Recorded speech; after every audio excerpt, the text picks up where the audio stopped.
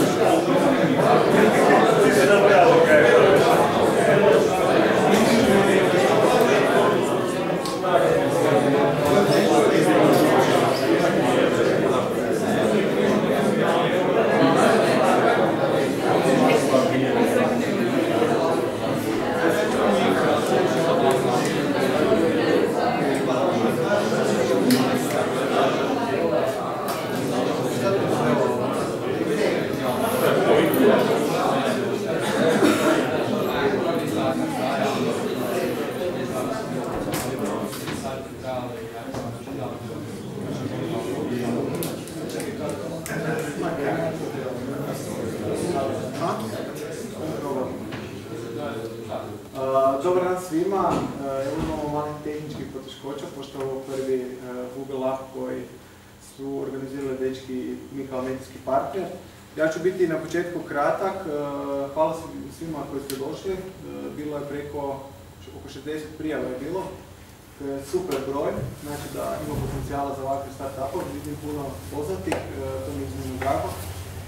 Za početak samo bih najavio ukratko, na početku će se prijaviti, ispričati će kratku priču o dečki koji su organizirali ovaj event. Kasnije imamo Sašu Cvetovića iz Krejna, Hrvatske udruge Anđela. On će vam ispričati kako do investicije poslovnih anđela. Onda imamo intervju koji smo radili sa tovarnom Podijemov, to ćete vidjeti preko Skype-a gore na monitorima, televizorima. Došao nam je i Filip Topol iz studija, vjerujem da ste više manje svi upoznati sa tom firmom brzo rastućom. On će malo ispričati o Media Toolkitu i social numbersima. Matija Tomašković iz Evolve pričat će o Evolution Frameworku i Marko Breljak iz Varaždina će malo ispričati priču o tom portalu i kako je nastao.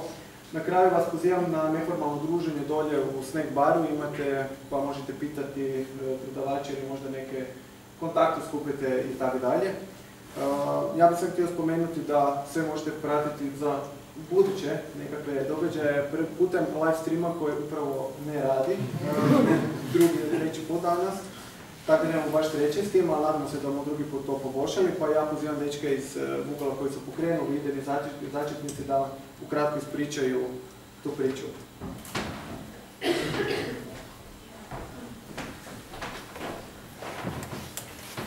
Dobar dan, hvala svima što ste došli u ovo velikom broju. Imamo, kao što rekao kolega, tehničkih problema i to nisu naši problemi. A-Stream se srušio kao takav, to je fakat peh, ali dobro. Naime, šta je Google? Google je startup kutak kojim pokušavamo probuditi svijest o startupovima i o poduzetništvu općenito, ali specificirat ćemo se i usredotočit ćemo se na startupu. Ja osobno sam mali poduzetnik i imam firmu već 5 godina, radim većinom sa UN-ovim organizacijama u istočnoj i srednjoj Europi. Iza sebe sam imao jedan niz projekata, nadam se uspješnih, vidit ćemo to još.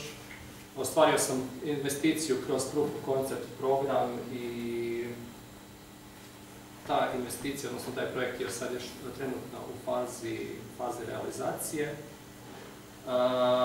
Imao sam još suradnju sa Microsoft Innovation Centrom na izgradnji jedne mobilne aplikacije za Windows Phone platformu i tako dalje.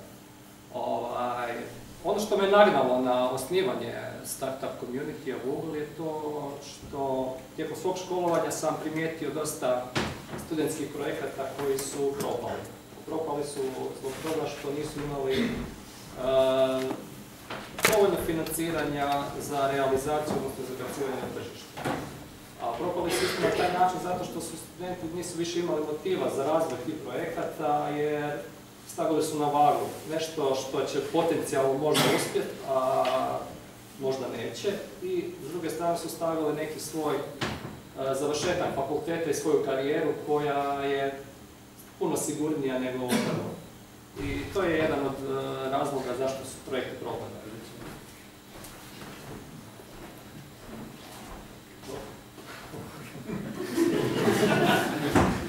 Smiješno. Drugi razlog je taj što sad svi nas medijski nabijaju kako je nezaposlenost, kako je katastrofa, kako je pala atomska bomba, a u biti nije. S kim god pričam ko je relevantan, svi kažu da je danas pravo vrijeme za osnivanje tvrtke. To je definitivno činjenica. Evo sad možete i porez za 10 kuna osnovati firmu. Jest da je porezi su takvi kakvi jesu i bilo bi bolje da nisu takvi, ali činjenica je da se može osnovati firmu za 10 kuna. I činjenica je ta da investiranje u start-upove u svijetu danas na najvišoj razini od kad postoji investiranje u start-upove. Tako da kad se spoje sve to, ovo je realan jedan korak koji se tu realizira na području sjeverozapadne Hrvatske. Naš cilj je, kao što sam rekao, probuditi svijest o startupovima i odnosno okupiti sve ljude koji imaju ideje, koji imaju obrazovanje i koji žele promijeniti svijet sa svojim projektima. Nadam se da su neki od njih ovdje nazočni. Naše ciljne skupine su studenti, naravno sa svojim projektima koji realiziraju u sklopu svojih fakultetskih aktivnosti, nezaposleni, kojih nažalost sada ima dosta, i to u strukturi mladih, startup tvrtke koje imaju projekte, a koje još ne znaju kako naći put do tržišta. Naravno, mi ćemo im tu nekim savjetodavnim i konzultantskim uslugama pokušati stvoriti neku platformu za realizaciju tih njihovih projekata. Evo, to bi bilo sve od mene, a više o programu samog Google-a Startup Community-a će moj kolega Karola iz Tehnološkog parka.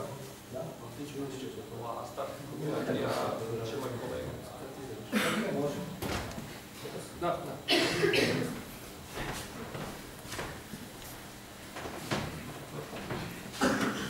Dobro večer svima, od mene. Drago mi da svima u ovom broju.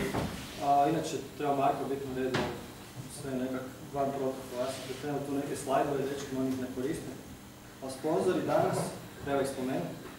Dakle, Tehnološki park Varaždin, koji sufinancira cijeli događaj preko projekta Interino, to je projekt prekogranične suradnje, o kojem će više riječi biti dok dođe tema tovarne po djelu.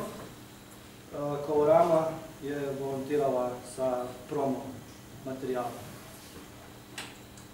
Ovo je Zvone trebao pričati, dakle to ste od njega čuli, nadam se da se to ispričam. Dakle, ciljne skupine, tu nalazimo studente, nezaposlene, start-upove, oni koji žele postati start-upovi, investitore, potencijalne, potporne institucije, lokalnu vlast, ministarstva i sve koji su zainteresirani za angažman start-upova. Aktivnosti, mi smo to nekako podijelili na mjesečne aktivnosti, dakle 12 godišnje. To bi bilo nešto poput predstavljanja uspješnih startup primjera, imat ćete prilike čuti 3 takva danas.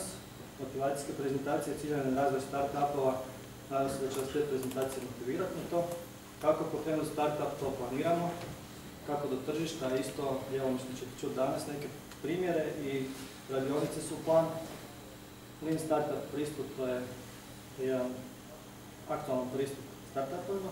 Najčešće pogreške startupovima da naučite na tuđim pogreškama, da ne morate naučiti svojim. Dakle, izvori poticaja i financiranja imaju dosta i različitih načina doći do njih. Međunarodna razmjena iskustava koja je realizirana kroz taj projekt Interino koji imamo sa Slovenijom. Što se može dobiti iz EU projekata iz okruženja? Dakle, tu oko nas u našoj regiji su u tijeku neki EU projekti koji imaju dosta toga za ponuditi, a nama se čini da to nije dovoljno iskorišteno, htjelo bi da bude više iskorišteno i da se svi zainteresiraju malo više za to. Socijalno poduzetništvo je danas dosta aktualno, a i također i žensko poduzetništvo. Mi u Tehnološkom parku imamo neke projekte koje provodimo s tom temom. Dalje, što bi htjeli na kvartalnoj bazi raditi, to nije ime. To bi bilo neki matchmaking eventi, dakle gdje bi spojili start-upove, investitore, potencijalne zaposlenike i klastere. I to bi bili neki probni pitchevi, dakle ako skupimo neku kritičnu masu, na primjer studenata koji imaju neke svoje ideje, da probaju pitchati te ideje i dobiti neki feedback od tvrtki koji su recimo uspješni u tome. I na godišnjoj bazi, dakle jedanput godišnje bi organizirali startup weekend i neku konferenciju. Dakle, to je bila neka suorganizacija konferencije. Koji su nam partneri? Oni su pomno odabrani. Dakle, imamo strateške partnere koji su Hrvatska mreža poslovnih anđela, Hrvatski nezavisni izvoznici softvera. Dakle, startupovi su obično vezani uz ICT tehnologije, većinom, ali ne mora biti tako, ali Hrvatski nezavisni izvoznici softvera mogu tu dosta pomoći jer imaju neka relevantna iskustva. Jednog od članova ćete čuti danas. Tehnološki park Varaždin, dakle potporna institucija, tu se danas nalazimo. Fakultet organizacije informatike, to su oni koji daju studente, koji bi mogli biti potencijalni start-upovi. To je udruga za project management. I tu je tovarna Podjenov Marijo, dakle čuti ćete intervju kasnije. Naši medijski partneri su Zimo i Evaka. Dakle, Google Forms, nije Google Forms, nego Google Forms, htjeli bi dobiti neki feedback od vas, dakle neki inicijalni feedback na temelju ovih aktivnosti koje su sad predstavljene, koje neke budu i danas realizirane i koje namjeravamo provoditi. Htjeli bi vidjeti što vi mislite o tome, pa bude išao jedan iPad, pa možete neku brzinsku anketu ispuniti dok slušate prezentacije. Naravno, to nije obavezno ispunjavati ako vam se iz nekog razloga ne sviđa ovaj naš blesavi humor koji je tu istaknut, ali anketa je dosta ozbiljna, dakle nama koristan feedback, samo malo izvrnuta, možemo tako reći. Dakle, samo stisnite na submit dok ispunite anketu i nakon toga submit, rad response predate kolegi do sebe. Ono što bi mi htjeli dobiti je aktivno sudjelovanje od svih vas. Dok je to pokrenuto, dakle nas je bilo 3 inicijalno koji smo to pokrenuli, odmah smo vidjeli iskustvo da je startup svijet takav da se svi hoće uključiti aktivno odmah, to smo dobili od Zimovaca. Ja je ovim putem želim posebno istaknuti da su se oni odmah aktivirali i uključili u organizaciju samog eventa, odradili veliki dio posla. I htjeli bi da se svi aktivno uključe na ovaj ili onaj način sa svojim prijedlozima i sa tim nekim feedbackom. Pa eto, sad je išla anketa, možemo dalje nastaviti. Hvala za početak. Ovo je edukacija. Saša? A ti još hoćeš, ne? Ajde, kratko, bez slajdova, može. Dobro večer svima, ja sam Marko Vernovački, donedavno stanovnik Varaždina. I još uvijek sam stanovnik Varaždina, ali evo, spletom okolnosti preselio sam se poslovno u Zagreb, malo se odmaknuo od načina na koji sam radio sa startupima posljednjih 7 godina i konačno sam odlučio posvetiti se tim startupima i više na volonterskoj bazi. Svi smo mi na neki način startupi, ja se nadam da prepoznajete startupi. Vjerojatno ste iz tog razloga došli ovdje i možda se među vama jednog dana dese novi vrlo ozbiljni, ne samo startupi, nego firme koje će imati šta za ponuditi na tržištu. I ideja je, mi smo započeli ideju, znači nas trojica inicijalno ideja je tu da se širi i da se uključuju svi koji se žele uključiti. Između ostalog, imat ćemo prilike vidjeti u ovim našim druženjima i nekoliko zanimljivih lokalnih primjera, znači, a to je ideja, ne? Htio bih posebno spomenuti između ostalog i Varaždin koji se medijski uključio jer su oni isto tako jedan vrlo zanimljiv primjer startupa, malo tako reći. I svi mi koji se ovdje bavimo nekakvim poslom, uključujući recimo i odvjetnike i ima nas iz različitih industrija, iz različitih sektora, svi smo mi na neki način započinjali biznis ili ćemo započeti i mislim da je vrlo bitno, ako ništa drugo, barem da razmjenjujemo iskustva i učimo na vlastitim ili tuđim greškama, ne? Za početak. I onda da slušamo i one dobre primjere i pokušamo ih pretočiti u nešto što će nekome možda pomoći da stvarno pokrene nekakav uspješan biznis. Dosta se pričalo o IT startupima, odnosno tehnološkim startupima i mislim da ideja ove zajednice nije uopće fokusirati se na nekakvu industriju ili sektor, jednostavno ideja razmjenjivati znači, iskustva, znanja i informacije i pokušati iz toga izvući nešto najbolje. A vrlo često se dešavaju vrlo zgodni primjeri gdje se spaja određena industrija sa IT-em ili više različitih niša od kojih može u konačnici nastati jedan vrlo zanimljiv projekt, a mislim da ćemo se i mi kao zajednica posvetiti tome i pokušati baš i taj nekakav mashup, odnosno miksanje nekako potaknuti, pa se vrlo vjerojatno mogu izroditi vrlo zanimljive i vrlo dobre ideje. Pozdravljam vas, predajem protokolarno riječ sljedećem govorniku, a ne piše koje, pa Saša koji se evo muči sa vjerojatno je odabrao krivu tehnologiju, ako smijem primijetiti. O tehnologija raži. A, čuo sam da Ali ne. ona nisam radi. Evo, hvala svima. Družimo se poslije, pa ko će imati jedno. Tu smo, ne? Evo sad po redu je sljedeći pregovarač Saša Cvetojević, ne znam ako ste čuli za njega, možda kako ispričao čim se bavi, ali uglavnom tema je kako do investicije poslovnih anđela, pa ja pozivam Sašu da ispriča malo. Dobro večer svima. Ja stojit ćemo tu posjetim. Mikrofon ne radi, ali ja sam dosta glasan, da mikrofon ne treba. Tema je kako do investicije poslovnih anđela. Teško.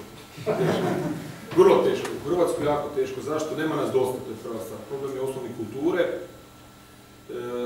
I biti ko su poslovni anđeli? To su najčešće poduzetnici s nekim iskustvom, nešto novaca i relativno dosta slobodnog vremena i nekim sjebanim mindsetom u glavi da će morati biti prilično ludi, najčešće jesmo iz čaše. Neki nisu, tvrde da nisu, u konačnici moraju biti ludi za ovo što mi radimo. Na kraju se pokažu tako. Očito nema dosta ljudi koji pišu čekove, to je zadnji put tvrdio i Dave McClure iz 500 Startupsa kad je bio u Zagrebu, koji je primjer luđaka koji je u tom poslu, ali problem je sljedeći. Puno je, u zadnje vrijeme se počelo pričati oko startupa i u Varaždinu se stvari dešavaju, puno ljudi u stvari i ne zna točno definirati startup. Neko od vas zna otprilike definirati šta bi bio startup. Barem okvir. Pa kažu u startup je najviše jedna riječ brzina, znači to je organizacija ili firma koja je napravljena na način da može brzo raditi, znači brzina i rast je ključna stvar. A onda ako idemo dalje to raščlanjivati, radi se o poslovnom modelu, znači ključan poslovni model koji je skalabilan i ponovljiv. Znači svaki novi posao, svaka nova tvrtka nije startup. Znači ono što mi u biti tražimo su najčešće startupi, ali ne znači da ulažemo isključivo u startup, imamo jednu investiciju recimo u poljoprivredu Nasle Romi, kolega Mihoj je investirao. Hajde, to je opet moraš biti ludi za to. Da. Pa imamo svašta, imali smo tu nekakve projekte koji planiraju dignuti nešto iz Hrvatske na 20 km, za to moraš biti ekstra lud. Tu ima jedan čovjek koji nedavno, sad u Čakovcu, kada se ne varam, koji je dovoljno lud da se vrati sa Max Planck univerziteta ovdje i da onda ovdje pokuša iz Hrvatske nešto dignuti 20 km. Onda mora naći druge luđake koji će mu za to pomoći s novcem. E sad kako do investicije poslovnih anđela? Jasno da je teško, nema lakih stvari, nema besplatnog ručka, nema besplatne kave, znači će se završi na tome da treba tu nešto odraditi. Ne znam kako, lakše reći kako ne. Znači ne znam, ljudi prilaze, imam dobru ideju, super ideju. Onda ja kažem, ja imam 1000 ideja, nekad 900, nekad 200, dok se jutro brijem i tuširam i to otprilike kad izlazim iz kupaone, prije ostane neki 400-500, popijem kao i doručku, dok sam u autu već je 10 i onda me jedno 7 puta nazvao na telefon do firme, ostane eventualno jedna, onda tu jednu mi razliku kad dođem u firmu imamo dočekuju se 17 stvari, onda još i inkubator poduzetništva koji smo pokrenuli masu drugih stvari. Znači ideja je biti fluidna i svi koji razmišljate o ideji i grčevito čuvate ideju, mislite da ćete s ovom idejom doći do neke investicije, zaboravite. Neće doći nikad s idejom. S idejom možete doći mami i reći mama kak imam super ideju, mama će reći bravo, ti super sine. Kako ne bi bio super, potrošila je vremena, novaca, mučila se da vas rodi. Znači nemojte svoju ideju, prvo ako već imate ideju, onda nemojte brusiti samo sa mamama, tatama, prijateljima, znači pitajte ju, pičajte ju pred nekim ko nema veze s vama. Znači idemo da vam kaže da vam ideja glupa, to vam je super. Jer ako vam samo kaže da je dobro, onda će doći meni, da ću vam ja reći da je glupa, da ću te mrziti mene, bolje mrziti nekog druga, ne mrziti što je glupa. Znači smisao priče je sljedeći, nemojte dolaziti sa idejom, krenite u ideju, razmotrite ideju i krenite u realizaciju ideje. Jer dok vi razmišljate o ideji, Kines već radi stroj koji proizvodi proizvod kojima vi maštate i to je mass production. Najveći problem je, ne znam, nedavno sam bio na jednom skupu inovatora. Interesantno je kako je inovatorstvo u Hrvatskoj zanimljivo. Ljudi potpuno nesposobno ili potpuno netočno definiraju konkurenciju, ne znam uopće pronaći. Čovjek prodaje nešto kao, i čak je dobio za to nagrade po sajmovima, meni je trebalo 27 sekundi uz lošu 3G vezu da pronađem dva srodna proizvoda koji su potpuno ista. Po definiciji konkurencije, kad dođete poslovno anđel, on će vas pitati puno stvari, među ostalog, jedno glavni pitanje će biti koja vam je konkurencija, onda će ljudi odgovoriti mi nemamo konkurencije, onda ćemo dalje četat malo pričati, ali tu ste dobili ovak križ i idemo dalje. Nema stvari koja nema konkurencije. Znači, konkurencija nije samo ako je on izmislio, ne znam, naplatak kojim se vi ne kližete po ovom ledu koji će sad doći na cipelu, njemu je konkurencija sve što sprečava klizanje cipelu bilo koje varijanti. Autu, Fiatu nije konkurencija Mercedes, ni ne znam, Chevrolet. Auto je konkurencija taksi, kamion, traktor, svime što se može prevesti od A do B. Znači, ljudi potpuno pocijene da neko drugi radi nešto slično, onda dođu nama, onda kažu, viš kako imamo sad već ne ide, znači, onda još i gore, već ima i gotov proizvod. Onda kažeš, čovjek je izgubio strahovito puno vremena, uložio puno novaca da bi napravio nešto što je neko već napravio 10 puta bolje, on to nije pronašao na internetu. Ima mogućnost pronaći. To opet dokazuje, znači, jedan drugi problem, kako ne do investicije, nemojte dolaziti do investicije ako nemate tim. Tim može biti jedan, tim može biti 10, jedan je premalo, 10 je previše, između toga birajte, idealno je 2. Puno put ljudi kažu, kompa je super, ali kako ono, dvoje je puno veće. Ima i tu problema, ali najčešće ono što mi ulažemo, što prvo gledamo je tim ljudi koji stoji iza toga. Zašto? Zato što najbolji projekt pada, evo sad jedan projekt koji smo uložili, poklanjamo kolega i ja uloge, lovom smo ih platili i sad ćemo ih pokloniti, sam da se maknemo slično. Zašto? Zato što smo fulali u timu. Zato što jedan je programer koji je luz bullet, ne možete ga nikako kontrolirati, on je lud, on programira za 10 ljudi, ali ne može ga držati pod kontrolom. Drugi koji ga treba držati pod kontrolom se nije dovoljno u to ubacio, jer je imao paralelno svoj posao, a greška mene i kolege što to nismo predvidjeli. Znači, projekt je dobar, projekt ima potencijal. Danas sam s jednim drugim dečkima ovdje isto pričao o tome, njih čak to i zanimalo da možda to preuzeli. Ali kažem, problem je u tome što nismo dobro izanalizirali tim.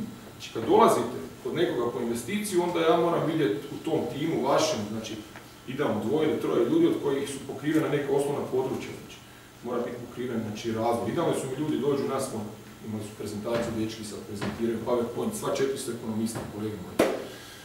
Kad ono, vrti se filmić, prezentacija, prezi, ne znam, lete, slike, sve super, ono, dizajn, odličan, ono, mi već se zagrijali, sad zadnja slika, jasno moraš prezentirati tim i sad njih 4 ili 5, ovo je CEO, ovo je CFO, ovo je CMO, ovo je C nešto, a ovo je ne znam šta je CNN, nešto. Sad, gdje je tehnika? To ćemo outsourcati. Pa ja znam outsourcati tehniku, ja imam ideju za napraviti prezentaciju, mogu prezentaciju outsourcati, ne trebam tebe. Onda dečki malo ono greb, znaš, jednom smo isto napravili grešku da smo u jednom projektu koji uključivo tehniku, outsourcali tehniku, to neću više nikad napraviti. Znači u timu ako razvijate neku aplikaciju, onda ću vidjeti ono ko će je razvijati. I tog ćemo lancem zavezati da ne pobjegne. Jer ako on pobjegne, onda smo u banani. Onda i CMO, i CFO, i ne znam šta ovo mogu imati harvardske titule, a onda ćemo biti konzultanti. Konzultanti su malo druga branša. Znači, kad tražite investiciju poslovnih anđela, prvo što gledamo tim. Jasno, slušat ćemo oko toga kakav vam je projekt, slušat ćemo oko toga, nećemo slušati kakav je ideja, znači ideje ne slušamo, ideja imamo i sami, ali ako iz ideje napravite projekt, hajde to sljedeći malo bliže, ako imate neki prototip, ako ste u software imate neku beta verziju, onda možda ćemo već moći popričati, doći do toga znači da ozbiljno počnemo razgovarati. I sad, od toga pa nadalje najviše stvar na tom timu koji je došao. Znači, imaju zgodne stvari, ljudi kažu, mi bi to napravili super, ali mi nemamo novac. A dobro, rekao, nemam ih ni ja baš. Imam ih možda, ali su mi draga uspomena, možda ih ne bi dao baš tebi, a možda i bi. Ali on bi to napravio super, samo kad bi imao, ne znam, 100 somova, to nije neka velika cifra, jer ti si došao sa autom, to auto je šaca 60, kapom ti je ne znam toliko. Pa dobro, ajde. I ovo 60 se kvari dosta. I sad ono je priča, i kažem ja, dobro, a šta ste, a mi smo tu radili, pa ali ne samo radama treba, zašto nam treba lova?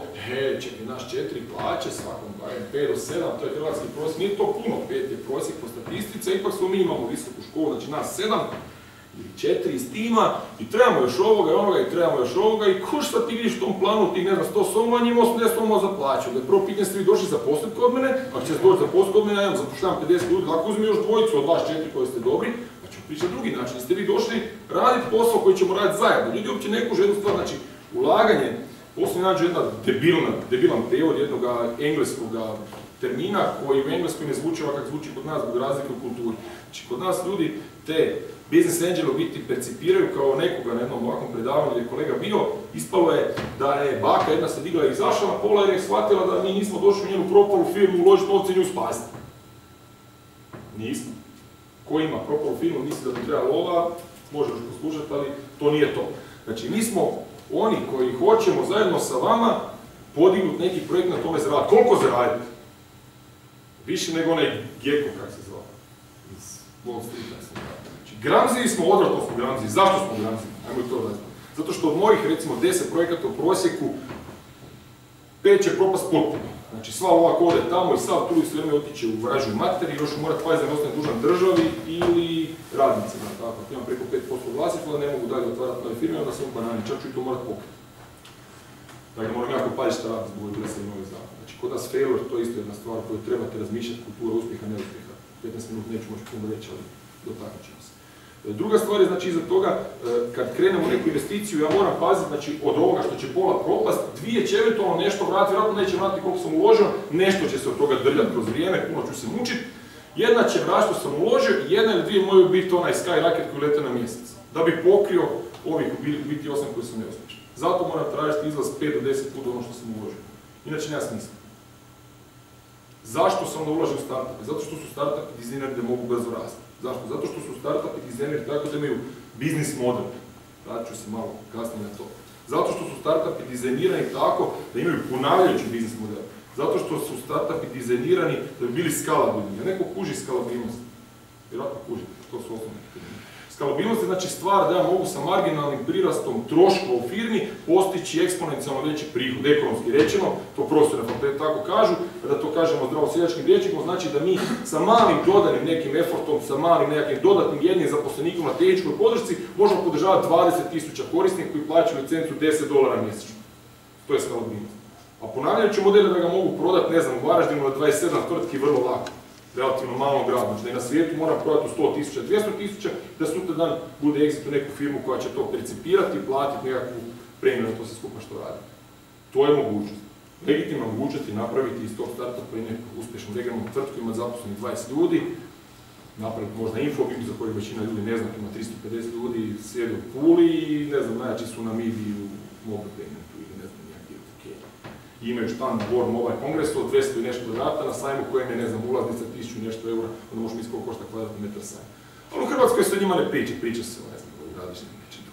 Znači, vratimo se na biznis model. Kad dolazite poslom anđelu, prva stvar, jedna od prvih stvar, znači osim tima konkurencije, pitat će vas biznis model. Što znači biznis model? Biznis model vam ne znači kad dođete i kažete imamo super sajt, imamo na njega 150.000 unik posjetitelja, a napravit ćemo 300. I onda možda ćemo još to dodati i kažu ček će živjeti oglašavanje bannera. Živjet ćete. Dobit ćete toliko da pokrijete hosting, da imate možda, ne znam, 3.000 kuna mjesečno, ako ste jako uspješni, ako ste više uspješni imat ćete 6. Ali od toga živjeti neće. Znači to nije biznis model, taj biznis model je prevaziđen. Morate vidjeti šta ćete, znači, zarađivati, kako ćete zarađivati, ko su vam kupci, ko su vam korisnici, jesu li kupci i korisnici jedni te isti ili nisu. Ljudi neke osnovne stvari ne razumiju. Znači, priče, ljudi imaju ideju, vidjeli smo kako Twitter, ne znam, već 100 godina živi i nikad ništa ne zarađuje i dalje pumpaju novce u njegu. To je ono. Šansa da će neko pogoditi Twitter, možda. Ja bih volio pogoditi, ali vjerojatno neću. Znači, dođite sa nekim Branko Milutinović, da se ne varam, sad u Beogradu, znači direktor Nordelusa, je rekao da je njemu bila prva stvar početi zarađivati od day one. Znači, dobijati prihod. I oni su se, ne znam, nakon tjedan dana počeli pokrivati. Ili 2 tjedna. Ok, oni su iznimka. Ali biznis model koji uključuje, to su opet razlogi, traction i šta znam sve skupa. Znači, nešto što može zarađivati brzo, nešto što će zarađivati jednom je puno opasnije nečega što može od day one već donositi 100 kuna, 100 kuna. Kad dođete nekome kom tražite investiciju i nama između ostaloga, fenomenalne su stvari, ljudi ne pokažu što su napravili. Pričaju gluposti na prezentaciji, kao što ja često puta previše pričam gluposti, ali smisao je sljedeći. Ako imate neku trakciju, ako imate neku korisnika, ali to je mali, sam smo, pokažite ga. Želim znati, jeste bili negdje na sastanku pa su vas odbili. Evo, primjer, ne znam, Luka Abrus je fenomenalno rekao to, fakat, ne me zaboraviti. Pisali su, imali su natječaj za zapošljavanje u šautem 5 minuta, whatever, i sad on hrpa natječaja, hrpa molbi, i sad ja radim na ovome, ja radim programiranje tamo, svi programiraju svemu, jasno da vi, vjerojatno, 90% njih kad bi pitao šta ti u to programira, ja znam, ne znam, header tako. Jedan klinac kaže, radio sam to i programirao sam nešto tatim u firmu i kaže, preko ljeta mi je bilo dosadno, nije mi se sviđao, ne znam, neki operativni sustav, pa sam ja krenuo dizajnirati svoj. I veli, pričao sam ga završio, ali nisam baš bio uspješan, kaže, nisam uspio multitasking napraviti. Znači, digao sam i miša i tastaturu i ekran i drivere sam napravio sam. I sad on to stavi na 7. mjesto, to je bio razlog zašto ga zaposlio, zašto je bio prvo dovoljno lud da to pokuša napraviti. I drugo što je uspio nešto napraviti oko toga, uopće probati ići u takve neke stvari. Znači, pokažite neke uspjehe ako ih imate.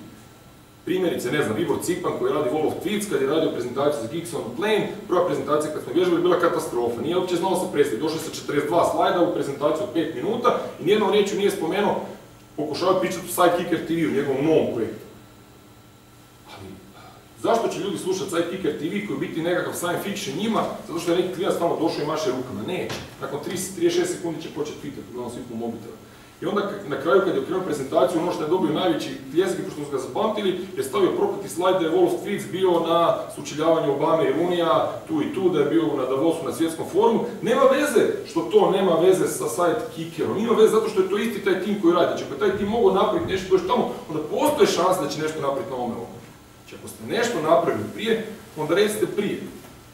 Kolege koji će pričati za mene imaju projekt, oni imaju nekakvu priču iza sebe, znači to je već razlog da se posluša projekt zato što ga radi firma koja ga radi. Da je ne reklamiram, počinje sa i, drugo slovo s, nema veze. Ali smisao priče je u tome, recite šta imate, recite šta ste napravili i pokažite zašto bi vi bili ti koji to možete napraviti. Jer svako kaže da može napraviti novi Facebook, novi Google, novi Twitter, ne znam nije šta. Problem je još jedan. Ne još jedan, problema je milion. Ali neke stvari koje u biti treba naglasiti, koje ljudi ne razumiju, to je da ako znate priče o ovim investiranjima, osnovno, znači koje ono u početku idu 3F, Friends, Families and Fools, ja bih rekao da mi upada možda u treću kategoriju tih budale, ako poslovni nađeli mogu ići u nekakvu seed fazu iza toga, ali to je preklapanje. Znači smisao priče je sljedeći. Mi ćemo vas pitati šta ste vi do sad uložili u to. Zašto vi, čime ćete vi ući u taj projekt? Onda kaže ono priču nemam novaca, a s druge strane onda ga ja pitam, gle, mislim, to će sad ružno zvuči će egoistično, ali kolega moj u Pragu je prodao stan u centru Praga, iznajmio kuću na periferiji, razliku love koje dobio, uložio u biznis. Uložio dionice u Ranija, tada u tom času. Ansal, super, prije godine. To je jedan dio web shop za prodaju kozmetičkih proizvoda. Ovdje je spušio nekih, ja mislim, 60% na tom Uraniju, čemu već, Uranu, nećemo, ne znam, Ljubretu. A na web shopu je zaradio kada se pokrio prilike na break-even. Hoću reći, znači, imate novce, samo kod nas je u kulturi problematično da mi imamo, ne znam, stan, imaš bakinu, ne znam, kuću, pa onda tu bi živio, imaš auto, možeš ga prodati. Ima varijanti kako možeš doći do love, znači, u biti investiciju tražite, to vam je nešto zadnje. Pogotovo kasnije kod VC-a će terms biti puno teži. Završetak priče je sljedeći. Kako ćete tražiti investiciju? Prvo, ono što mi gledamo, osim toga da dođe dobar tim, da mogu ja ili neki moji kolega s vama raditi. Znači da me ne boli želudac kad moram otići s vama na kavu, da me ne boli glava kad vidim mail, što me bola kod jednog kolega s kojim smo se rastali, jer bi on na moj jedan mail odgovorio sa 17 mailova. I opravdao bi se i sve skupa. Mislim, to imam u firmi od zaposlenika i to onda njih pokušavam riješiti, ne treba mi to još u investiciji. Znači, to nije način, tako ne želim raditi, ja se povučem i onda projekt je propao. Nažalost, dokazao sam da sam bio u pravu tako što sam izgubio novac. Više bih volio da sam bio u krivu. Završna priča je sljedeća, znači moramo kliknuti zajedno na neki način, znači moramo biti mogući zajednički raditi. Ako ne mogu s nekim popiti pivu, onda bolje da ne raspravljamo dalje. Dosta nas, i kažem, ja sam, ne znam, 23 godine stara, moja najstarija firma još uvijek radi, relativno rano krenuo i nekakav radar svaki od nas je već razvio, nije dovoljan, ali osjećaš već nekako ono, da s nekim možeš ili s nekim ne možeš i inače će time se vodimo. Završno i bitno.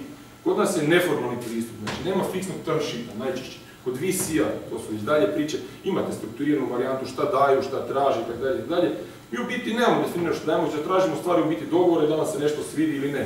I zbog toga smo puno fleksibilniji, zbog toga možemo ući neke stvari u puno ranijoj fazi. Recimo, ja sam u Boano projekt Hipersfera uletio u trenutku kad su oni, njegov kolega, rekli, ne znam, evo, dobili smo već investiciju, ne znam, Bikro, dobili smo, fali nam za rundu Bikrova, znači Bikro će mi čitati tvoj ulaz, sve to skupa, ma ne bi ja, a onda Boan veli, dobro, ja ne znam, svoj sam stan stavio pod hipoteku, stavit ću i baki.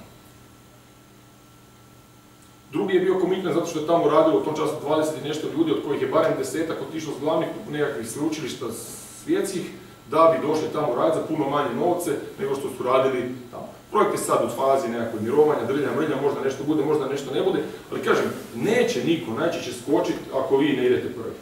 Znači ono, ja ću sjediti doma, ja se neću odreći ničega, ja ću zadržati svoj posao u firmi, idemo sad jednog kolegu koji ima zanimljiv projekt, ali oni su svi na sveučilištu u jednom našem gradu i sad ja pitam, gle, ali jel misliš da ti magu s tog sveučilišta, zar on to?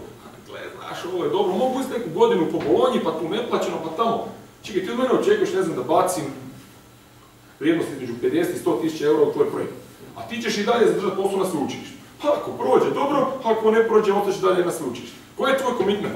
Znači, kad stvar krene gori, ćeš se malo odlagati, sakrit će se tu izre, vraćaš se na sveučilište. šta ću ja? Ja ću pisati još jedan otpis ovom tablicu, možda pisati. Tako da, takve stvari naučili smo, nećemo tako raditi. Znači sve drugo će puno lakše proći nego ovo, filter je strašan, puno ljudi sada dolazi sa raznim idejama, po nekim, po meni nebuloznima i po nekima drugima. Ono što je jako bitno je da ću, ako ništa, ako preživim još 20 godina, imati jako lijepu listu, možda antiportfolio, to je najviše volim čitati. Ne znam, imate Bessemer, se zove američki fond, uvijek spominjem, oni su jedni od najstarijih pa su mogli puno promašiti i oni imaju portfolio, šta sve imaju, ali imaju fenomenalno antiportfolio. Oni su na 60 milijuna rekli za Apple da je drastično preskup, kad je frajer jedan od njihovih direktora bio kod kolege kod kuće, dole je garaža bila u kojoj su Sergey Brin i kak se ovaj drugi razvijali Google. Onda je on rekao, pa imam dole neke dečke rade neku tražilicu, search engine, to je bilo ono, mislim, tamo negdje prije .com, onda je rekao kako da izađe van, da baš ne idem tamo, dale me stalno i negdje rade search engine, i uspio izaći, nije se sreo s njima. Između ostaloga tako imamo primjera da je jedan imao prijatelja koji je bio 10. zaposlenik u Amazonu i nudio mu je da uđe unutra za $125,000 za ne znam neki oznamenkasti postotak, rekao keep me informed. Sad frajer nosi taj mail sprint i stalno ima sa sobom da ga pokaže, da se prisjeti da drugi put bolje pročiste i razmisli. Tako da sigurno završno je ovako. Varaždin je fenomenalno biti grad jer imate baš dobru kombinaciju biti koju Zagreb nema. Imate odličnu akademsku zajednicu, izbacuje dosta dobrih ljudi, dobrih programera. Ako tu uspijete posložiti možete napraviti puno više. Imate po meni još uvijek gradsku upravu koja je bolja nego Zagrebačka, imate ovo što mi u Zagrebu već pričamo 20 godina i pred svaki izbor se priča, da će biti Nikola Tesla, kvadrati, hektari, ne znam nija čega, nemamo ništa u biti. Tako da imate dobru mogućnost za krenuti i investiciju tražite onda kad ste iscrpili sve druge mogućnosti, jer uz svake novce, ono što bi Ameri rekli, strings attached, znači uvijek ide nešto uz to, znači nema love za džabe. A kako? Pa probaj, na razne načine. Ne znam, ja volim piti pivu, ne znam, volim pušiti cigare, ako neko može popiti više piva od mene, već je dobio varijantu da imam mogućnost za razgovor. Završno, baš sam u Banka Venture forumu imao jednu zgodnu diskusiju gdje je bilo pitanje oko NDA-eva, ne znam, znate što je NDA, Non-Disclosure Agreement, znači to je varijanta kad vi imate nešto i onda se bojite da to neko drugi nešto ne sazna, onda ljudi dolaze, on ima ideju, hoće da potpišemo NDA. Čovječe, prvo, onda ja kažem, ja ne potpisujem NDA, zašto? Zato što mora biti povjerenje, znači ako ja tebi dajem lovu, imam manjinski ljudi u firmi u DO-u, kad jedan 20% ti imaš, ne znam, 80, ti me možeš izvrti na opačke i dati mi godišnje izvješće da ga pogledam, da tako sam krivo rekao, sad otprilike tu smo nekako. I sad, ako ti meni, znači u početku dolazi varijanta da tebi potpišem pravnički neki NDA, da ja neću ovo, da tebi neću ukrasti, ja te neću čitati. Pa kako to može tako? Pa zato što je to moje pravo da neću, nemoj me nagovarati. Jedino ako si možda mi dao do znanja se objasni da imaš Space Shuttle koji će koštati $1000, spreman i da ga vozimo na mjesec. Onda imaš nešto stvarno. Ali to ja napravim minimum, tako da bolje nemoj doći sa NDA-om. Nemoj mi poslati poslovni plan na 17 strana, ne čitam. Nemoj mi poslati Excel tablicu sa nisam financijski tip. Kakve financijske pokazatelje neko startup može napisati? S koje strane puše ovako, ajde. A mogli bi još dodati, može taj model biti da on 5 eura mjesečno plaća više, nećemo 100.000 korisnika, imat ćemo 127.000. Vidi dobit. Ajde još stavi 130 pa da bude malo bolje, pa podijeli to na 12 pa pomnoži sa pi podijeljeno na 2 i vidi broj. To nema smisla, znači neke brojke treba staviti čisto da vidimo da ste razmišljali o tome. Ali ako ga razvučete i šaljete ga meni, znači ono što eventualno šaljete neki exec summary u kojemu jednoj stranici ili maksimalno 2 dajete neki highlight. A ono što je pokušavati, kažem na način, ne znam, evo, završno, stvarno sad ću tu završiti, Libora Cipana, koji je super lik, sam upoznao, opet ne znam ja, negdje izvan Hrvatske. Onda pitam čovjeka, otkud si ti onda iz Zagreba, u stvari iz Daruvara. Pa otkud ti tu? Pa on je, ne znam, došao tamo pićat. Pa šta nisi došao u Zagreb prema? Pa ne znam, nisam, šta ja znam, mislio sam da nema smisla. Tako da, čudni su putevi, svagdje se može naći. Nemojte raditi dosadne stvari, nas ne zanimaju dosadne stvari, osim ako donose novce. Ne moraju biti seksi ako donose novce, a ako ne nose novce, onda pa ne budu seksi, pa da nas se čini zanimljivo. Hvala.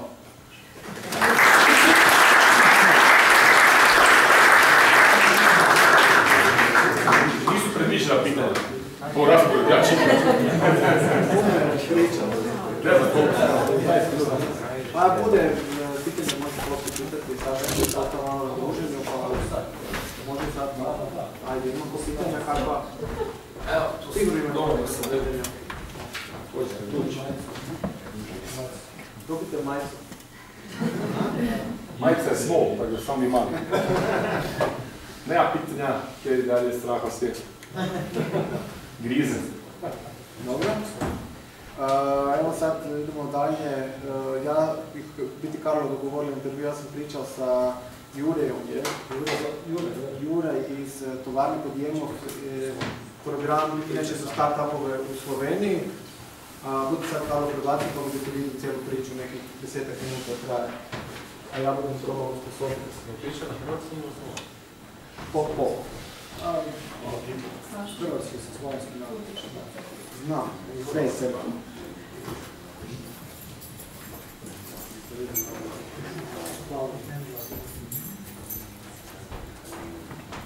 Možemo? Može. Evo, potom da se za početak samo predstaviš i čim se baviš. Ja sam Jure Vrhovnik, sam vođa poduzetničkog inkubatora Univerze u Mariboru, tovarne Podjemov. I bavimo se kao svi inkubatori sa potporom mladim poduzećima. Dobro, evo imamo par pitanja koje smo pripremili za tebe, pa evo prvo, koje vrste potpora su dostupne za start-upove u Sloveniji? To ima više, ima i više ovih programa, ima i više razina ove potpore. Jedna razina je ono što je regijsko. Kod nas su inkubatori i tehnološki parki su porazređeni kroz cijelo Sloveniju, tako da su malo više regijsko vezani. Ovaj inkubator ima sve ono ideja, može pripremiti poslovni plan, da se networka, da se ima izobražavanja, znači uspostavljanja, sve ono što ovaj mladi poduzetniki trebaju da počne svoj vlastni posao. Ako govorimo na razini cijele države, onda imamo nekoliko programa koji jedan od takvih je Startup Slovenija. To je takmičenje za najbolje inovativno mlado poduzeće, za poduzeće sve Slovenije i onda se na međunarodnoj konferenciji Podium, koja u aprilu i sljedeće godine bit će u maju, se proglasi ovaj pobjednik. Pa izbere ga 20 žiranta koji su poslovni anđeli iz sklada od tveganog kapitala, rizičnog kapitala, poduzetniki, uspješni poduzetniki, bankiri i tako dalje. To je jedan. Onda imamo Go Global Slovenija, to je program za mlada slovenska poduzeća ako ide van, ako ide šta ja znam u Brazil, u Kitajsku, Rusiju i tako dalje, znači sve što ide van iz Slovenije i Europe. Ovaj program je sad na početku, a cilj je da se u najbolj, kako da kažem, najatraktivnijim zemljama napravi isti suport kao što ga ima kompanija ovdje u Sloveniji. A to radimo sa partnerima na cijelom svijetu. Dobro, koje usluge pruža tovarna Podjemov? Kot prvo, mi informisamo o poduzetništvu, šta znači biti poduzetnik, na šta je treba paziti kad počneš svoj vlastni posao. Onda kao prvi stepen je uvijek da se ideja koju imaju ove posamezniki ili grupe, da se pregleda, da se utvrdi ima ova ideja i potencijal poduzetničke ideje i onda se ih priprema da i pomože se im kod poslovnog plana i da izrade ovaj minimalno delujoč prototip, tako da može nešto da pokaže na trgu. I onda ima sve što treba, znači ima savjetovanja, mentoriranja sa različitih područja poduzetništva, ima izobražavanja, ima i uspostavljanja, imaju razni eventi koji su ili promocijske vsebine ili imaju vsebine, poduzetničke vsebine. Onda uvijek imamo pomoć da pomože već oni poduzetniki koji su već uspjeli da pomože ovim mladim poduzetnikom. To mi kažemo kao buddy, program buddy. I onda još ima i orodja koji to znači, kako se kaže na hrvatskom, to je talat za izradnju poduzetničkog plana ili dobre prezentacije i tako dalje. Dobro, s kim imate intenzivnu suradnju države i s kim van nje? Sad u državi imamo ovo da stvarno dobro radimo i puno radimo zajedno, to je Tehnološki park Ljubljana i Razvojni centar IKT u Kranju, a inače radimo na razini društva inkubatora i tehnoloških paraka, znači sa svima koji su, to je 14 institucija koji su članovi ove asocijacije i sa svima tima. To je jedan dio, onda sigurno sa Slovenskim poduzetničkim skladom, to je sklad koji kod nas ima tendere za dobivanje subvencija za mlade poduzetnike. To je jedan program 5.2 u kojem može mlad poduzetnik da dobije 74.000 € za 2 godine kao nepovratna sredstva, znači ne treba da vrati i može da izrađuje. Onda sad smo malo, kako kažem, u promjenama, ali inače je bila to Agencija za poduzetništvo i tu investicije, JAPTI, i isto sa drugom najvećom bankom, Nova kreditna banka iz Maribora, koji smo zajedno napravili poduzetnički centar sa onom težišćem da ima i kredita za ovakve mlade poduzetnike, jer inače je to vrlo teško da dobiju, osim ako imaju kuću i da daju kao hipoteku. Gdje vidite mogućnost buduće suradnje s ovom našom inicijativom? Sigurno da bi se ovaj dio, kako da kažem, ovaj dio Europe da se bolje konekta, mada mi sa vama, sa Varaždinom i drugim partnerima iz Hrvatske već godinama dobro surađivamo, ali da bi zbog ove povezave više, kako da kažem, napravili sve programe koje mi imamo, zajedno napravili atraktivnije za poduzetnike iz svih ovih zemalja koje su tu okolo. Jer sigurno ima specifike, ako mi imamo zajedno zgodovinu i mislim da bi bilo lakše i bolje bi bilo surađivanje ako bi ovi programi bili prekogranični i znači da bi hrvatska poduzeća mogla dobiti ovaj support u Sloveniji, naravno isto i obratno. Dobro, i sad imamo još jedno zadnje pitanje. Surađuje li Tovarna Podjemov s poslovnim anđelima i u Sloveniji? Da, i to je jako dobro. Mada treba da kaže da posle 2008. godine i 2009. godine, kad je došlo do krize, ovaj opseg investicija sa strane Anđela vrlo je, kako kažem, manji nego bio to prije.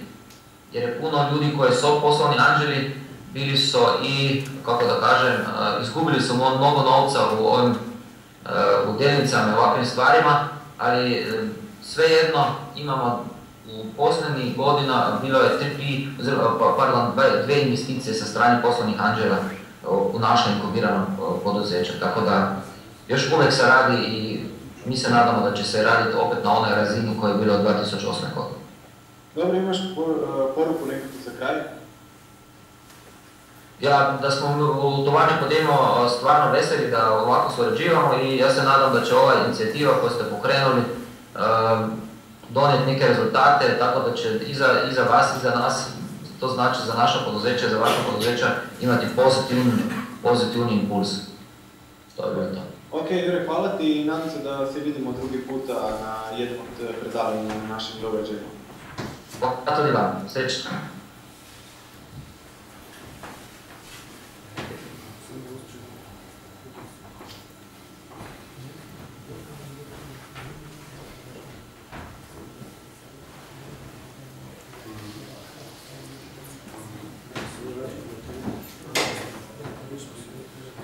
Dakle, evo ja bih samo kratki neki rezime ovog svega koje je Jure pričao. Malo je zanimljivo bilo predavanje od strane poslovnih anđela, nego ovo koje je Jure pričao. Bilo je dosta onak nekih nesrazmjera, pa bi mogla analiza biti, meni barem to bilo interesantno.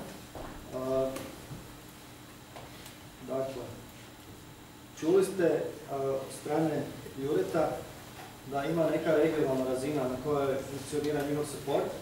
Dakle, to su tehnološki parkovi i udruženje tehnoloških parkova koji ima 14 članova u Sloveniji. Oni imaju neko formalno udruženje, to kod nas naime još nema.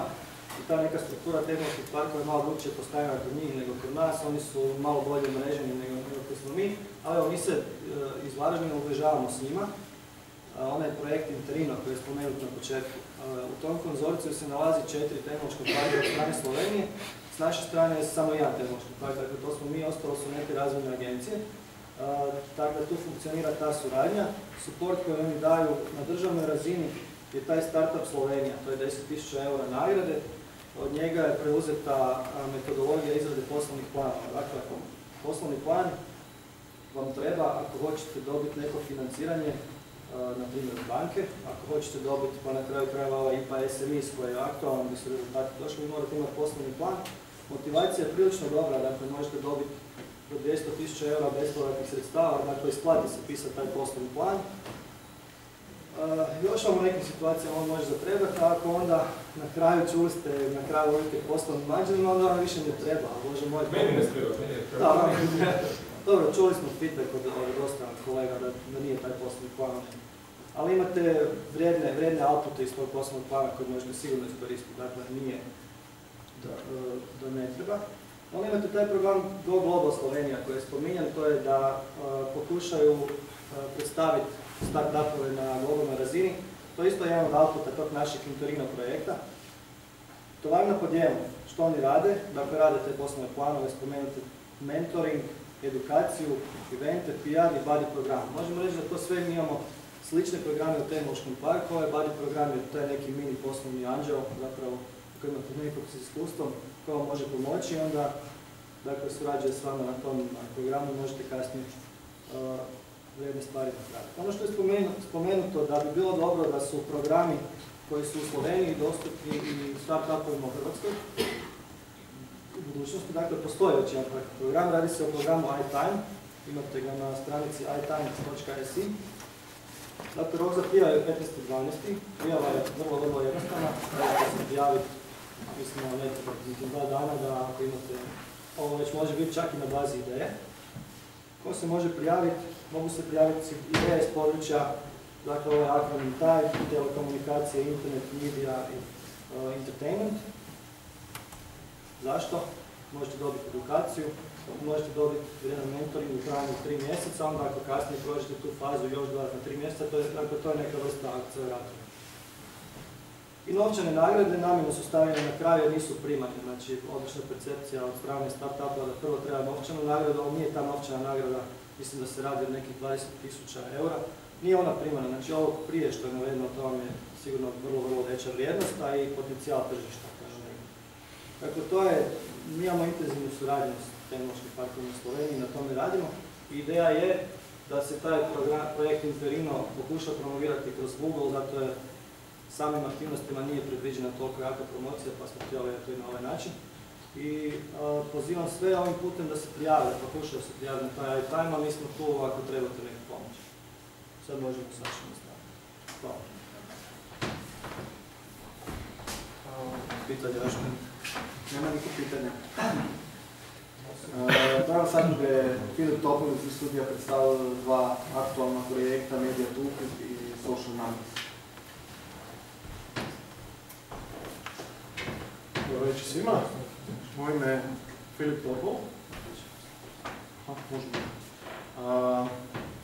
Evo, nama su u Zagrebu za večeras i za sutra obećali snijeg, vidim da je u Varaždinu malo zasnježilo, dobro, ako ništa drugo, ići na sve strane.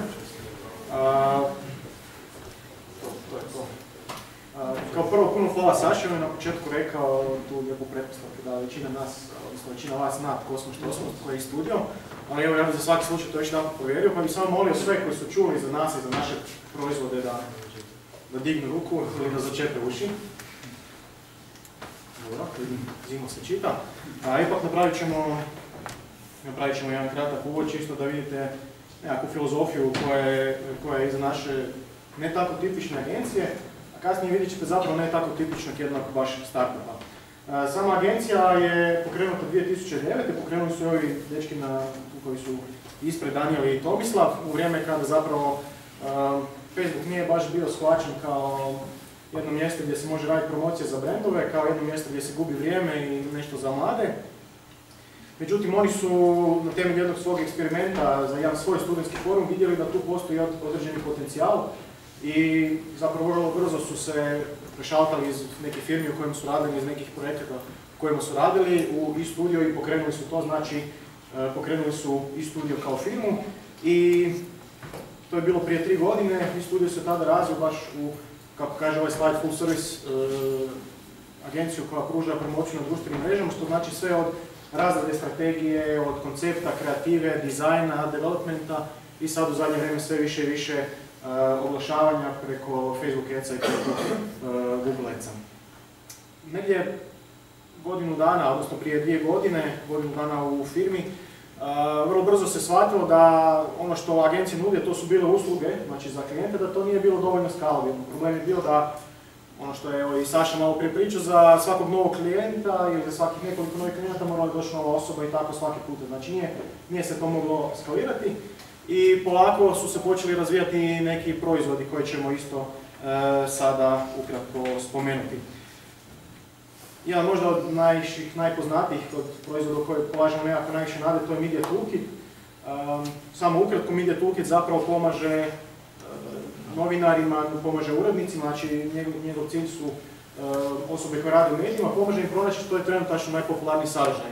On zapravo pregledava sve članke koje su objavljene na web sajtovima koji su zapravo novinski i news sajtovima, provjerava koliko je svaki taj članak podijeljen na društvenim mrežama i svakom korisniku daje listu trenutno najpopularnijih sadržaja, odnosno sadržaja članaka koji su se najviše dijelili na društvenim mrežama. Drugi proizvod su social numbersi, to su biti statistike za Facebook stranice, statistike koje daju nekakve korisne uvide u to koja Facebook stranica trenutno raste, znači radi se o službenim Facebook stranicama, ne stranicama tipa ja volim čokoladu ili moj pas švrčo, nego baš službene stranice brendova. I tu se može vidjeti ko radi dobar posao u community managementu, ko radi nekakve posebne akcije i to je jako zanimljivo upravo community menadžerima da vide što se događa, koji su dobri case-evi i da ih oni zapravo možda mogu upotrebiti u nekom obliku za svoje klijente. I kolegica bi me ubila, inače ja radim kao voditelj projekta i vodim Media Toolkit i Social Numbers, međutim kolegica bi me ubila da ne spomenem i Social Puzzle, to je naš treći proizvod, to su zapravo generički Facebook tabovi, Facebook aplikacije. Naprimjer, ako neko želi organizirati natječaj gdje će korisnici stavljati svoje slike, po Facebook pravilima to nije dopušteno na wall, ali može se napraviti pomoću taba. Ako želi podijeliti neke kupone svojim korisnicima, može to napraviti i pomoću puzzli. Vrlo lako se dodaje, nije potrebno programiranje, dodaje se u nekoliko klikova i u biti može se iskoristiti, znači nije potreban detaljni development. I to biti, ja ne bih dalje sad ulazio u te naše proizvode, vidim većina vas je upoznata s njima. Uostalom, evo ja ću biti tu i poslije i može se čitati i na webu, dosta se zapravo pisalo o njima. Kad sam malo razmišljao zapravo o ovoj prezentaciji, više sam mislio ono što bi moglo biti zanimljivo vama. I sad isto bi me zanimalo još jedanput, priznajem ovo je zadnji put da vas tražim da dignete ruku, zanima me ko od vas planira pokrenuti neki svoj biznis, ko je poduzetnik, ko ima neki svoj startup. Pa ako mogu samo vidjeti koliko vas je tu. Znači, ima osoba koje to planiraju, vjerujem da i zapravo snimanje i ovakvih inicijativa će tome dodatno doprinijeti. Ja sam onda malo razmišljao zapravo što bi moglo biti korisno u tom našem putu u zadnje 2 godine, jer bili smo na dosta konferencija, pričali smo s ljudima, radili smo nekakve greške i razmišljao sam o nekim stvarima koje zapravo bi mogao istaknuti, vidjet ćete kroz 4 točke na jednom poprilično loše dizajniranom slajdu, koje su to stvari koje zapravo i mi naglasili kao nekakve važne. I ono što ćete vidjeti zapravo da se neke te točke dodiraju s nekim stvarima zapravo koje su već bile rečene, koje je i Saša istaknuo i to zapravo samo znači da ono što je Saša rekao možemo njimi potvrditi iz prakse. Evo konkretno prva stvar koju bismo naglasili to je fokus. I možda malo sad čudno zvuči, ok, što ovaj lik priča, ono dolazi iz firme koja ima 3 proizvoda koje je zapravo cilja na nekakvo globalno tržište, sad vam priča o fokusu. A znate što se kaže, ništa nije toliko loše da ne može poslužiti kao loš primjer. Sad, ne želim reći ubilo me kad bi se vratio da kažem da smo mi loš primjer, ali ponekad bi nam zaista bilo lakše da smo se možda fokusirali samo na jedan od tih proizvoda i samo njega gurali. Sa sreća, rekao sam, mi nismo tako baš potpuno tipična agencija i nismo baš potpuno tipični startup, negdje između smo, tako da potpuno razvoj svih naših proizvoda se financira, odnosno bootstrapa se iz onoga što agencija zaradi. Mi smo si mogli dozvoliti taj luksus da pokušamo gurati usporedno 3 proizvoda i to uopće nije bilo lako i još uvijek se s tim mučimo, ali to nekako ide. Međutim, za jedan startup koji smo čuli u početku može brojati 1, 2 osobe, jedan manji tim, to bi mogao biti veliki problem. Zato je ovaj fokus jako bitan. Ono što se često kaže, praktički morate ući in the zone, potpuno se fokusirati na taj nekakav cilj i ići prema tome. Sve ostalo što vas odvlači, možda nekakve druge ideje, to čak ne mora biti možda neki drugi proizvod, to može biti nekakva nova mogućnost, nekakva nova opcija u vašem projektu, u vašem servisu, koja vam zvuči cool, voljeli bi to vidjeti, ali odvlači vam pažnju. Takve stvari vas zapravo jako mogu raširiti, pogotovo ako imate male timove i mogu vam omogućiti zapravo da dođete do krajnjeg cilja i onda možemo reći možete postati kao jedan desetobojac, tako. Dobili ste mnogo disciplina, ali ni u jednoj niste za svjetsku medalju. Nikad nećete biti prvi u sprintu, nikad nećete biti prvi u skoku dalje. E sad, nije ni desetoboj loš, ali mislim da u ovom našem biznisu je puno bolje možda biti najbrži sprinter, doći najbrže do nekakvog cilja i ostvariti svoj cilj. I zato je taj fokus jako bitan. I sad korisnici su druga stvar, zapravo to bi se moglo ubrojiti pod ovog prvog. Fokus, kad smo govorili prije, bio je fokus na proizvod, na to da ga se završi, da zapravo se fokusira samo na taj proizvod, znači sve snage da se usmjere na to. Ali isto tako, unutar samog proizvoda, jako je bitno, možemo reći ključno je, fokusirati se na same korisnike.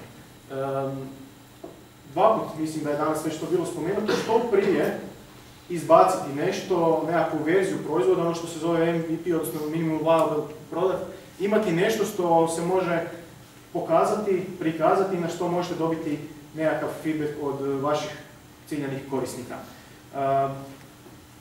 Neka vam svaki korisnik bude jednako važan, neka vam svaki korisnik bude jednako dragocjen. To je isto nešto što je Saša spomenuo. Mi smo ove godine imali nekoliko pitcheva na konferencijama i u Istanbulu i u Zagrebu na GoApu, bili smo sada zadnje i u Bukureštu. I na jednom našem slajdu gdje želimo pokazati da imamo nekakav traction, da imamo neke korisnike na Media Toolkitu, stoji jedna napomena da imamo jednog korisnika koji nam je plaćao. I sad to onako možda zvuči onak jadno, jedan korisnik plaća, bolje da to nismo ni stavili. I ja sam isto čak na početku razmišljao o tome, pa da li stavi baš to jedan korisnik koji nam je plaća zapravo cijelo vrijeme dok smo bili u nekoj beti.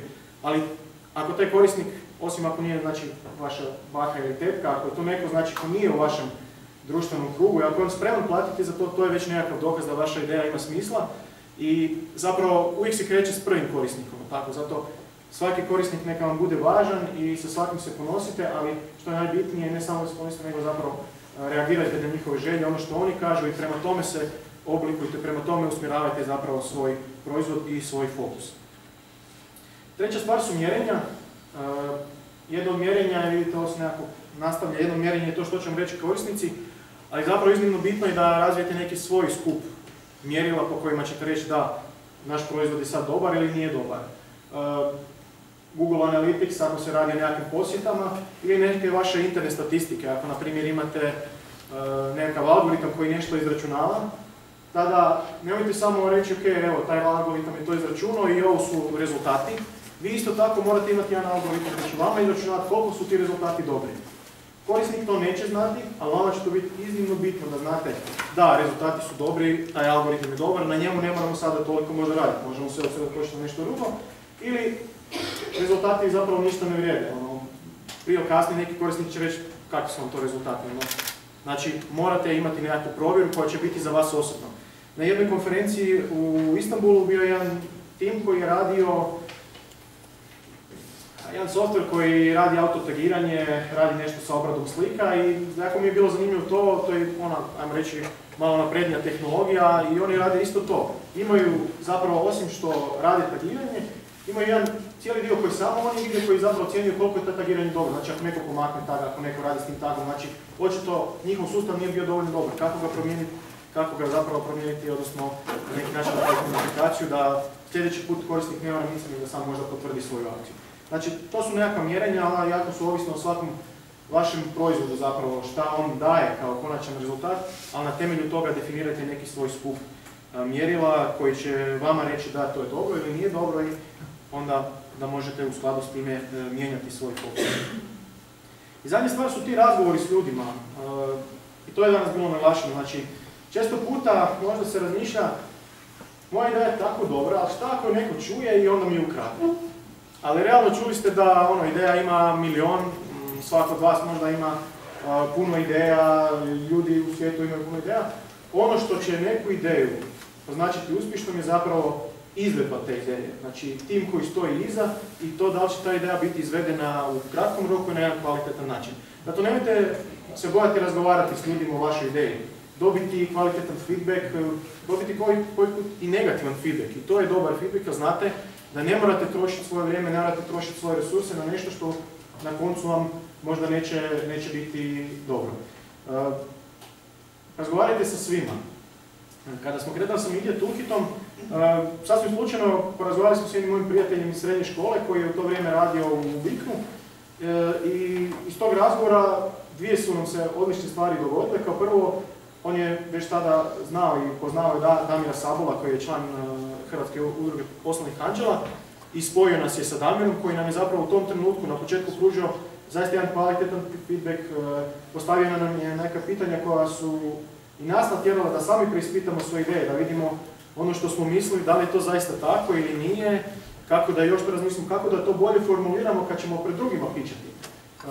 Tako da on nam je tu zaista puno pomogao, a druga stvar je zapravo taj prijatelj i također nas je spomenuo za razne programe koje postoje i evo ove godine smo već drugu godinu za redom dobili poticaj na temelju proof of concepta, znači iz SPOC-a i da nismo s njim razgovarali, da nismo njemu predstavili tu ideju, možda se ništa od tog ne bi dogodilo, da smo ju čuvali, možda bi krenuli u jednom potpuno krivom pravcu i možda ne bi uspjeli doći do onoga što zapravo korisnici žele. Baš danas sam razgovarao s jednom osobom, naime kad sam išao u Bukurešt, prijavio sam se na jedan servis koji je nešto kao Couchsurfing za poduzetnike. Prijaviš se, onda možeš ići kod drugih poduzetnika, možeš kod njih prespavati i kratko ostati ako si na nekoj konferenciji, ili možeš jednostavno se ponuditi i reći ja sam slobodan za kavu ako neko dolazi u Zagreb. I on je došao u Zagreb, on je iz Izraela, ali zadnje 2 godine on putuje svijetom. Radi u jednoj revizorskoj firmi, ako iko zna kako to tamo, on je rekao da je to ropstvo i jednom trenutku je rekao ok, dosta mi je, zadnje 2 godine putuje svijetom i svaka 2 mjeseca otprilike mijenja grad gdje živi. Sada je u Zagrebu, on kaže evo ja imam ovaj ranac, imam ovu torbu, stavim sutra na rame i sutra sam u Beogradu. I sad planira biti tu, kako vam rekao, području bivše Jugoslavije 2 mjeseca i ide dalje. Žive u Londonu, žive u Indiji i tako dalje.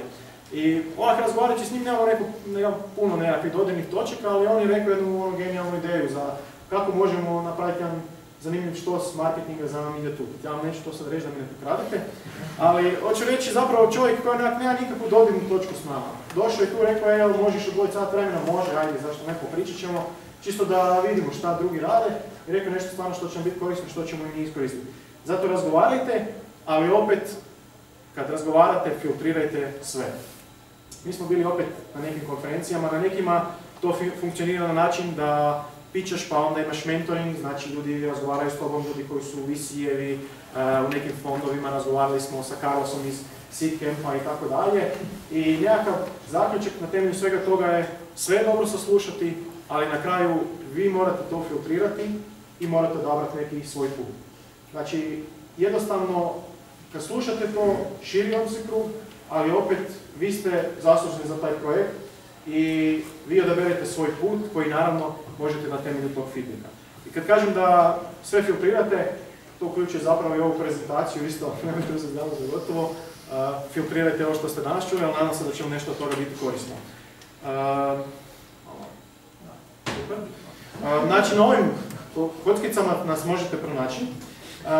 Možete saznati nešto malo više o našim proizvodima, a ja ću biti tu i nakon ovoga što završi prezentacije, pa ako nekog nešto zanima, slobodno popričite i nadam se da ćemo još nešto hvaliti. Evo, hvala vam.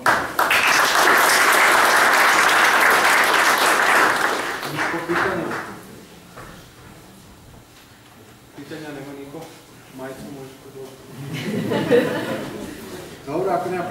dalje. Matija Tomašković iz Evolve, inače stanara Tehnološkog parka, budu malo jasnije o svojem projektu Evolution Framework.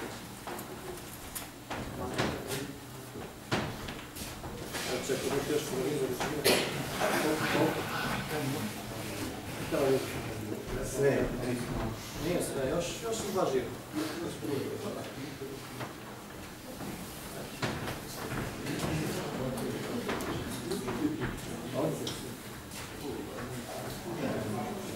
Dobro večer svima. Kad me pozvao Karlo da dođemo tu, onda smo prvo razmišljali da zove nas, kao 10 godina smo firma i mi smo baš startup. Onda mi kolegica rekao, piše da trebamo prezentirati framework, pa ja rekao, ok, koliko vas razvija software, poslovna aplikacija? Evo, sad za troje kolega ne budem ono detalje išao oko toga, tako da ja bi ovaj dio za koji sam se pripremio preskočio. Ali reći ću onda par drugih stvari. Mislim da imamo par stvari koje možemo dosta dobro podijeliti na ovom temu kako se danas povrti. Dakle, ko firma, onda imam dva slajda upravo. Znači, ko firma se bavimo razvojem softvera od starta, radimo poslovne web aplikacije. I to za poslovne korisnike. Za PBZ smo isporučili 14 sustava, to su sve web-bazirani sustavi i to radimo godinama.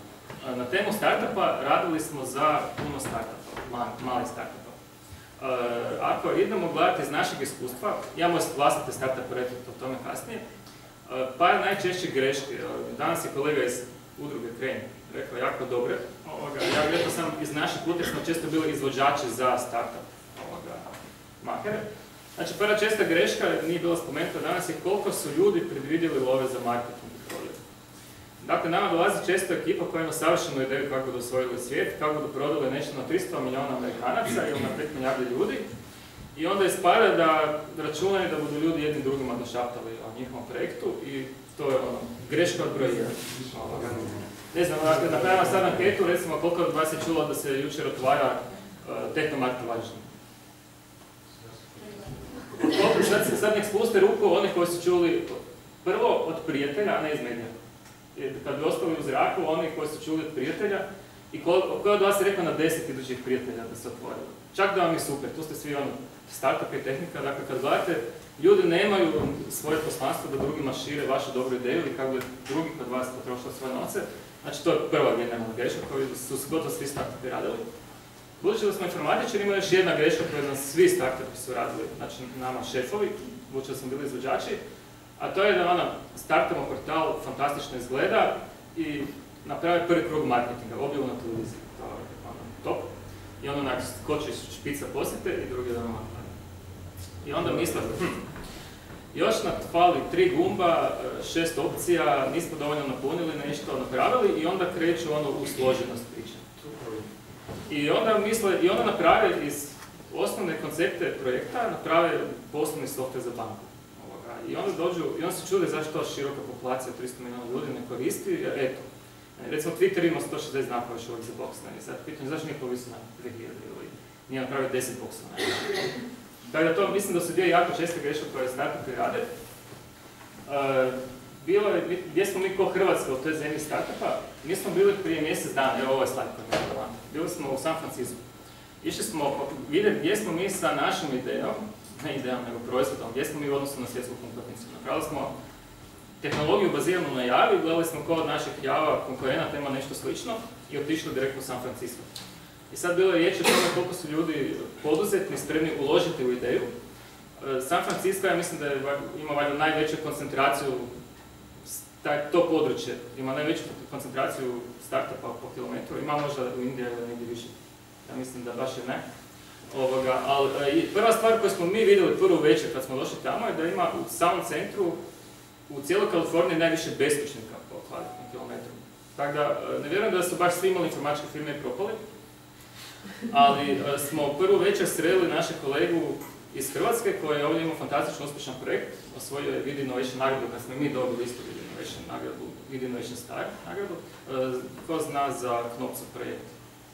Ste uložili možda? Onda mogu pričati. Uglavnom, prvo večer smo sreli kolegu koji je došao i mogu reći njegovo iskustvo, evo nek to bude jer je to tema dosta dobra. Znači, dogovorili smo se unaprijed, čuo sam da je tamo i 6 mjeseci kao već u Americi i ganja Dakle, ovdje ima ono fantastičan medijski uspjeh, čak i tržišni uspjeh, i došao je gore i ganja investitora. I bila je skala negdje, ne znam, prvo su tražili ulog $5 milijuna, onda je to padalo, sad ne vidim više na to gdje su trenutno. I onda je to otprilike išlo ovako. Dakle, on je očekivao, budući da ima sjajan tim, svi doktori su zaposleni firmi, tim je sjajan, koncept je sjajan, treba je doduše zareklamirati na 300 milijuna Amerikanaca. I onda je čovjek očekivao da bude odmah dobio ima doma čovjek, ima frajevi biti doma i sve, i najavio se kod prve udruge za razgovor. I onda je rekao, ok, evo imate termin za mjesec i pol. Znači, ali ja imam idući tjedan kartu za povratak, ne, ja sam mislio to sad, naš šef ne može. I ono što se događalo i što mogu reći iz njegovog iskustva, budući je to sad dosta zgodno, je da prepričao nam je cijelu tu priču, da gore je prvo krenulo, budući da je onda puku s novcima nakon mjesec, dva, budući da ima budžet ostati gore $3.000 recimo mjesečni smještaj i tako tvoje. Onda je došlo u to da je ušao u startup kuću, onda živite u sobi s 10 programera, u kući ima 50 programera i svi imaju ideju za startup, i svi imaju svoju i svi su uvjereni da budu osvojili svijet. I svako smatra za ovo sve tuđe da su krive. Kako i on smatra da niko od njih ne bude uspio, ja sam siguran da vjerojatno i ova ekipa okolo smatra da on ne bude uspio. Tako da, iz tog puta, ono što on misle da bude jako velika referencija bar Hrvatska da je dobar poslovni model imao, ja bih vam rekao, evo tu gore na slajdu se vidi, bili smo se našli sa ekipom, ne budem ga pokazati. Našli smo se na konferenciji, bilo 5000 ljudi na konferenciji, znači 50.000 je bilo ukupno na Oracle Open Worldu, gore, znači to je ogromna, najveća konferencija, skoro tehnološka na svijetu. I kad smo razgovarali s jednom od glavnih predavača, onda uvukli smo čak i majice jedan dan, bili su i Brazilci s vama. I onda mi pitao nas otkud smo mi, kao pa je from Croatia. Kao ne znam, pa velimo to je next to Italy. Ne znam, Europe, kao nema problema. Ono što hoću reći je da kogod ima startup ideju i dođe gore i veli joj, meni super išao biznis model u Hrvatskoj, onda je ekipa veli ok, ali mi moramo imati biznis model u Americi.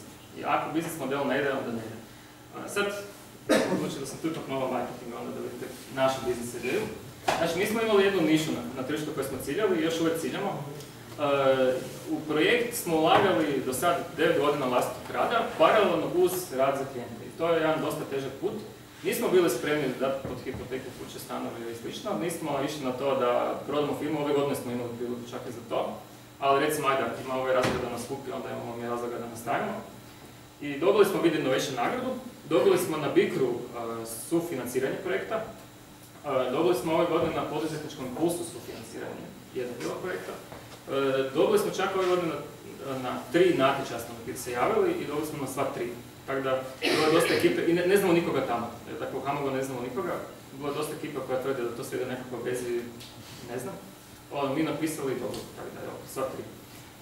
Sad ja ću vam reći koja je naša ideja, ne budem dugo više od tehnike, nema smisla ljudi u softveru, ali bih vam rekao još par iskustva iz našeg puta. Znači, mi smo rekli ovako, koja je naša niša, znači mi ne namjeravamo osvojiti 5 milijardi ljudi, mi imamo strogu nišu, mi radimo poslovne aplikacije. I iz naše potrebe je proizašlo da to kako ih radimo danas za klijente je užasno složeno, da je to kompleksno, sporo, ovdje desno piše koliko mi toga pišemo i da ljudi moraju to dugo učiti, moraju biti stručnjaci i tako dalje. I u velikim kućama programerskima, to je naš target, je ispalo da ljudi godinama rade software na ne web tehnologijama, rade ga brzo i efikasno, a na ovaj način to traje sporo.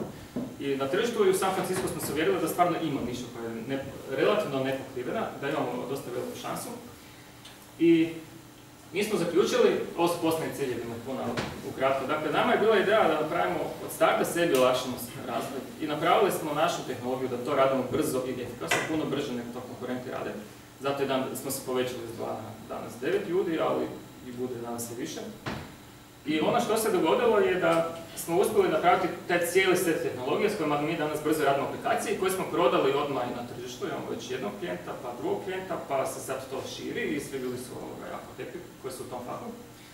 Ali ono što je jako specifično i po čem smo mi recimo jako inovativni i što je jako bitno za bilo koji startup je da imate win-win model. Znači, mi nismo išli u tehniku, mi sad napravimo naš framework, tehnologiju i sad ćemo mi to prodati i mi zaradimo ima 10 milijuna javnih programera, svakom po $1 po 10 i to bude ogromna para. Nek smo se fokusirali na strogu nišu i u toj strogoj niši mi imamo hrpu besplatnih konkurenta na tržištu. Znači, mi imamo konkurente koji su potpuno besplatni, da istu tu priču besplatno. Ono po čem smo mi specifični, recimo da naš model je podržava da mi stare softvere konvertiramo na web okruženje.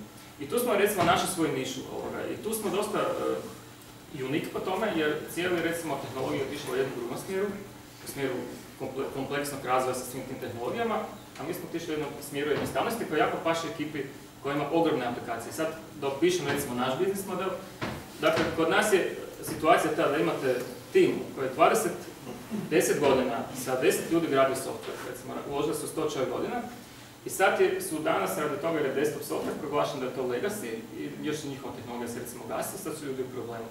Znači šta napraviti, mogu štrikati iznova. Mi smo recimo uspjeli za takve timove omogućiti da se software provede kroz konverziju, jer ovaj naš ima sličan koncept i da drugi dan ga preštrikamo u web. Znači, recimo ovdje se vidi, ovdje lijevo je desktop aplikacija, gore lijevo, ovdje je desno, a gore je kako to izgleda u webu, znači dobijemo 1 na 1 preslikamo, a ovdje dolje se vidi da ljudi koji se do jučer radili na starom okruženju, ovdje desno dolje mogu raditi i nadograđivati istu aplikaciju na novom. I sad ću reći naše iskustvo, da sad idemo u konverziju koda, nije tema. Iz našeg iskustva je stvar ovakva, dakle, ko startup projekt, mi gledamo ovo na sljedeći način. Dakle, prvo, sve manje dodajemo feature, sve više pakiramo proizvod, to je ono broj 1. Znači, to da mi imamo još 10 gumba koje ne stignemo niti pokazati ljudima je suvišno, ali sve više se bavimo s tim da dobro uobličimo to, jer paket koji prodajete je strašno bitan. Recimo, često su bile priče i na medijima da kad u Americi odlazi recimo ključni dizajner koji je recimo radio, ne znam, Mint ili slično, to je kao da je otišao CEO firme. Zato jer to kako ljudi percipiraju neki proizvod, to je ono broj 1 bitno. Druga stvar je koliko resursa se može izdvojiti. I sad tu se mogu naći sredstva, ja smatram da se trebaju značajna sredstva aktivnosti u razvoj. Teško je to sam tak se založiti kod kredita, nećete biti nećete beskućnik ako stvarno uspije, a šanse su 1:10 da uspije. Tako da sad, tko voli? Koliko smo? Mi idemo, recimo, mi smo uzeli nekako sigurnu varijantu. Mi idemo tehnikom da dan danas još uvijek sami financiramo to, najvećim dijelom. Ide sporo. Može nas konkurencija vjerojatno pregaziti u jednom trenutku. Bili smo u Americi, bili smo na CEBI ove godine, svi su bili turbo iznenađeni, ali treba klijenta dobiti. I kod klijenata je broj 1, prvo gdje je Croatia, mi još nemamo lokaliziran dio softvera na engleski. I to su problemi s kojima smo se mi do sad susreli. Ima kako pitanje. Hvala.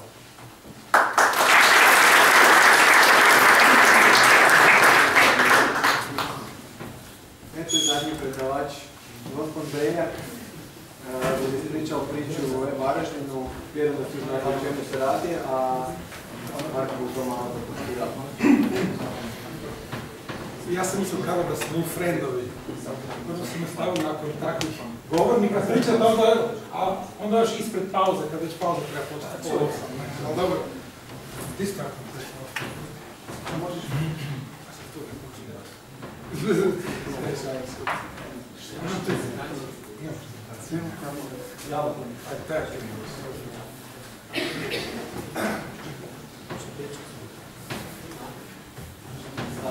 Ja sam Marko Breljak, voditelj razvoja prodaje iz tvrtke koja se zove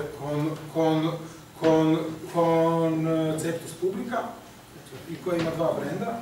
Jedan je online news medij koji svi jako dobro poznate, a odnedavno imamo i novine koje se zove Varaždinski tjednik, koji izlazi četvrtkom na svim kioscima. I evo, ponosni smo da smo zapravo krenuli od jednog čovjeka i došli do brojke od 16 ljudi. Sad, koliko smo uspješni, to je danas vrlo teško reći. Vjerujem da smo na dobrom putu jer u jednom medijskom biznisu, u poslu koji zapravo pada u medijima i marketingu, mi zapravo rastemo iz mjeseca u mjesec. Rastemo u broju čitatelja i rastemo po broju prihoda. Evo i odnedavno smo našli našeg nekakvog poslovnog anđela, odnosno partnera i investitora, jednu tvrtku koja je odlučila nam pomoći da razvijemo taj naš drugi novinski brend u principu tiskan. i Saša Fister mi već jedno godinu dana priča da nisam normalan. Kad smo mu rekli da krećemo sa novinama, ali evo, upravo to je bio ključ našeg uspjeha, da smo stalno pičali, to sam danas prvi put čuo, pičali smo našu ideju milion puta, bezvrijeme kave do 4-5 ujutro na benzinskim pumpama kad već ništa ne radi. I evo, tak smo došli do onoga kaj je najbolje do nas. I definitivno nismo znali za nikakva pravila, osim našeg zdravog razuma i jedino pravilo je da pravila nema. I bili smo se spremni baciti na glavu i nekome ko to prođe bi i ne bi preporučili. 16 sati rada, 7 dana u tjednu, dan i noć, s tim spavaš, ali ludo je zabavno usput u principu, da. Evo, znači, nije bilo previše inovativno zapravo krenuti sa online medijom u 2010. godini. Znači, nije bila ludo inovativno tehnički i ideja, ali je bila inovativna u pristupu i u načinu rada, jer smo vidjeli da zapravo fali kvalitetno informiranje ljudi u Varaždinskom kraju i da postoji značajna šansa na medijskom tržištu u našem kraju. Imali smo fokus u principu na Varaždinsku županiju koja ima 180.000 ljudi, to je bila naša država i krenuli smo se boriti za naše čitatelje, jedan po jedan i još smo do brojke od 130.000. Od prosinca, dakle, sve je krenulo iz nekakve garaže, iz podruma, od jednog ludog čovjeka sam se malo kasnije priključio, nisam baš toliko lud, ali nisam niti normalan. I nikad nismo govorili da smo portal, uvijek smo govorili da smo online mediji. Uvijek smo govorili da nema razloga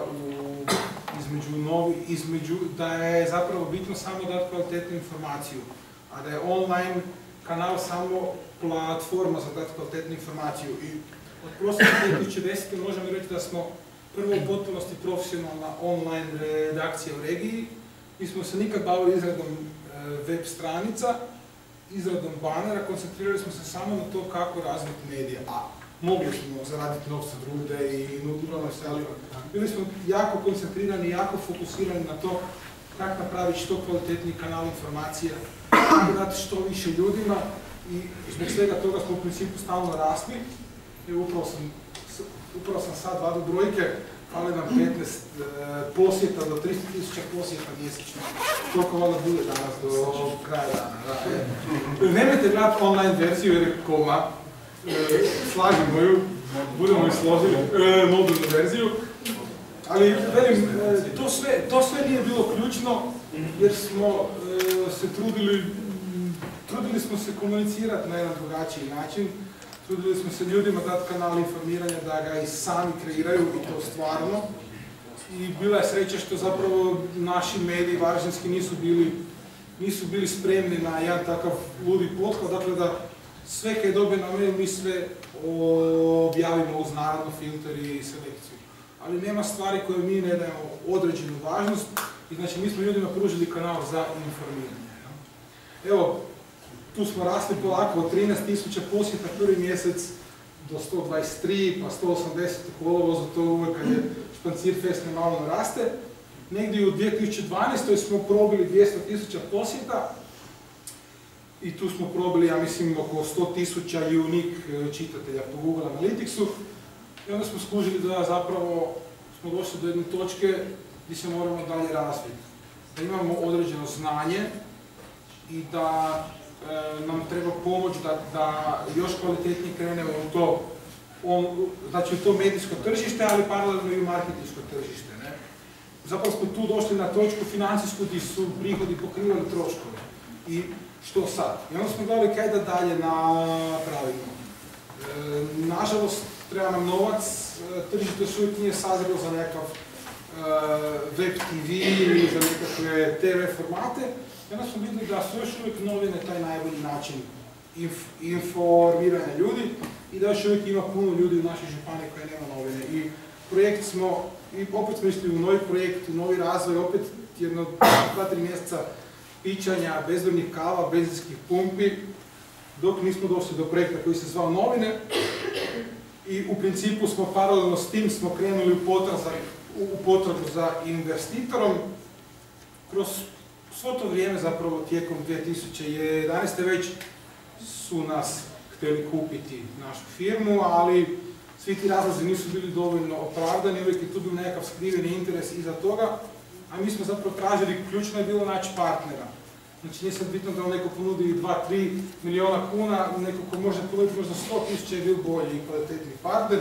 Evo i uspjeli smo nakon dugotrajnih pregovora pronaći investitora i partnera, to je Finesa grupa iz Varaždina, jedna funky grupa i koja ima u svojem portfelju 9 firmi.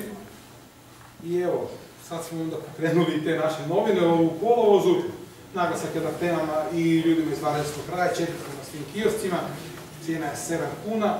I još uvijek bilježimo rast u prodaje novina i prodaje oglasnog prostora u principu. Evo, javite nam se. Sad, htio bih reći zapravo da evo, uspjeli smo zaposliti 10 novih ljudi. Definitivno ovo sve koji su pričali i Saša i Filip i svi prije, definitivno nije bilo lagano i procesi pripreme projekta su bili mukotrpni, brojni razgovori, brojne studije i to je veli Saša, poslovni plan stvarno dovoljno je na jednoj strani napraviti poslovni plan, u principu ako je dovoljno inovativan, može uspjeti. U principu je taj poslovni plan bil naš ključ, bil je naš trigger sa kojim smo u principu dobili i investitora i sa kojim još uvijek uspijemo doći do tržišta. Dakle, velim, ponosan sam na to kad je cijelo gospodarstvo u krizi, onda posebice mediji, posebice marketing u krizi, mi uspijevamo još uvijek rastemo. Nismo nikad hodali po nekim velikim konferencijama, zapravo samo naša nekakva zdrava logika, ludost i ogromna količina rada utrošenoga i neizmjerna vjera nam je donesla da smo tu gdje jesmo. Još uvijek smo na fazi da zapravo se procjenjuje naša uspješnost. Možda i sve propadne, ali neće propast, jer smo velimo. Dovoljno u to vjerujemo i dovoljno na tome radimo da sam siguran da neće propast. Dakle, danas nas ima u firmi, hvala mi sad jedan slajda, dobro, ok. Danas nas ima u firmi 16, imamo najjaču, vjerujem, imamo najbolji medijski tim. Znači, kad smo kretali s tim novinama, samo na bazi naših riječi i tog našeg modela, su ljudi dali otkaz u Večernjem listu, u Varaždinskim vijestima, u EPH grupaciji i u regionalnom tjedniku i došli raditi na jednom sasvim novom proizvodu koji je funky, inovativan, lud, ali velim, takvi smo bili i mi sami, pa smo uspjeli ljude privući. Velim, to nam je sve najbolji pokazatelj. Evo, imali smo nedavno poplave, imamo super kvalitetne suradnje sa svim najvećim državnim medijima, nedavno smo imali poplave, nažalost u Varaždinskom kraju, pa se dogodilo da su naši ljudi bili na terenu pokraj novinara već 4 sata i Večernjega, ali opet su oni linkali nas i stavili naše vijesti na svoje webove i već 4 sata i Večernji list. Tako da velim, sve to je... Nekako smo stvari bacili na glavu, evo, postali smo prvi, vjerujem da smo prvi online mediji u Hrvatskoj, znači ako pričamo o online news medijima koji je pokrenuo vlastite novine. Ali napravili smo korak natrag da bi napravili 2 naprijed sljedeće. Imamo takvog partnera i investitora koji je spreman dalje ulagati u razvoj i koji će ulagati u razvoj. Tako da jednog dana mi možda otvorimo i TV i radio i ko zna kaj. Trudio sam se biti kratak, pa evo, ako ima pitanja još.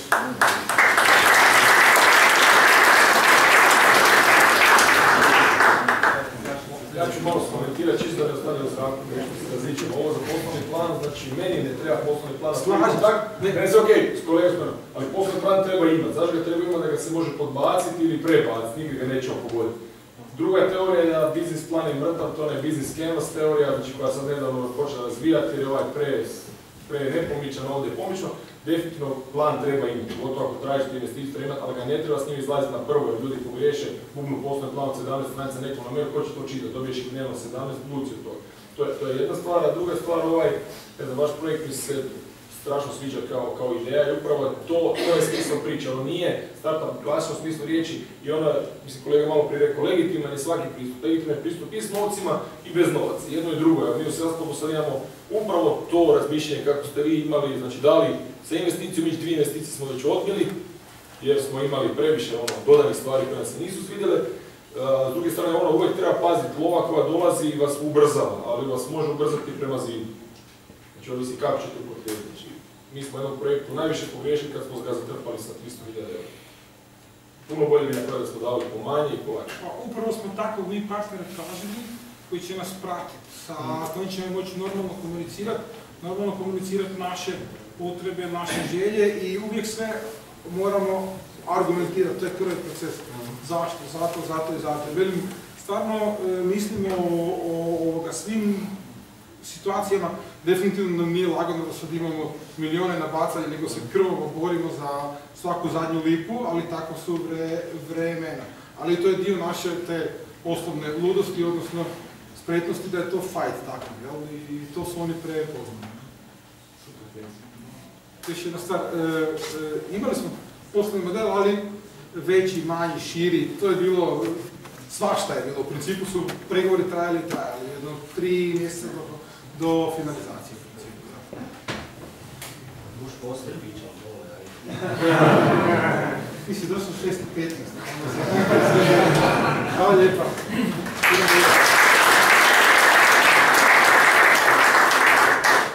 Evo, očito je jedan od ovih uspješnih puteva benzinske kave, a? Evo, ja mislim da smo sad došli do kraja ovih druženja. Nadam se da budemo se opet družili uskoro. Već radimo na tome, bude Karlo još ispričao kraj, hoće on kraj prenesti. Ja bih sam pozvao da se svi skupa nađemo dolje u prostoriji, znači u podrumu na neformalnom druženju, pa možete pitati još eventualno dečke koje su predavali, ako imate kako pitanje za sve vas. Evo Karlo, još ti.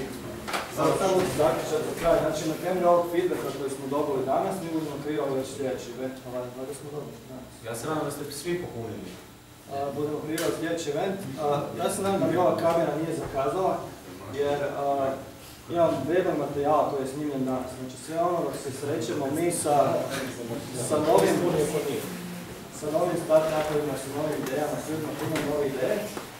Mi onda s ljudima pričamo koje su ove greške koje su danas bile istaknute, ali sad, hvala Bogu, imamo i relevantne ljude koji su to znali reći, pa onda svakako takvu našu opasku namjeravamo potkrepiti ovim video materijalom. A vi izgooglajte kako vam je to sve pričao, pa nadam se da budete onda upili sve to koje ste dobili danas. A sad idemo dole na stranicu. Hvala.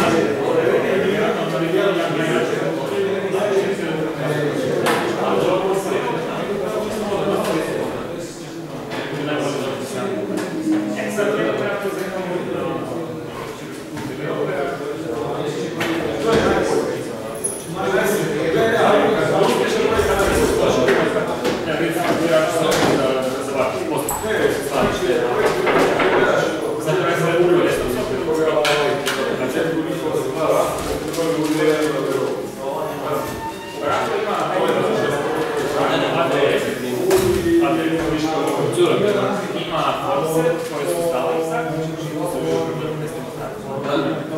i ima rasla